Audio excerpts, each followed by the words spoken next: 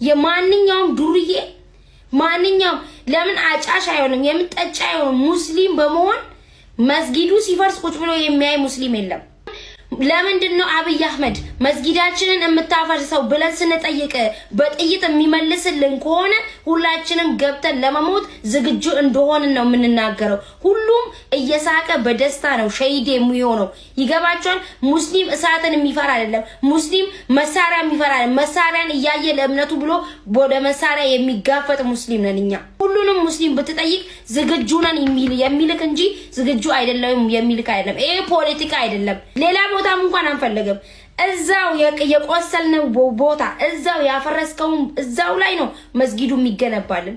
እዛው ቦታ መስጊዱ ተመልሶ እንዲሰራልን እንፈልጋለን። አሁን በቅርብ ጊዜ የምን ቀጠሮ የምን እንትን አንፈልግም። ሙስሊሞች እኛ ያንተ መጫወቻ አይደለንም። እኛ አሻንጉሊት አይደለንም። ስፈልግ በድንጋይ ስፈልግ በጭስ ቦምብ ስፈልግ የምታስረው ስፈልግ የምገለው ይሄ ካሁን በኋላ መቆም አለበት። እኛ ያንተ መጫወቻዎች አይደለንም።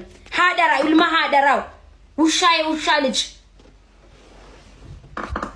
ብየቴኛ ከሰት ኑቲ ዳኻላንቱ ወምኔ ብየብራዲም ናመስ እንዴ አህመድ የፈረሰው መስጊድ ይሰራ ማለት ወንጀል ሆኖ መልሱ በጥይት ሰው መግደል ከሆነ ሁሉም ሙስሊም ወላሂ ነው ምለ አላሁ አክበር እያለ የሚሞት ሙስሊም ነው ያለው ለእምነቱ እንጂ መሳሪያም ቦምብም ምንም ይፈራ ሙስሊም አይደለም ያለው።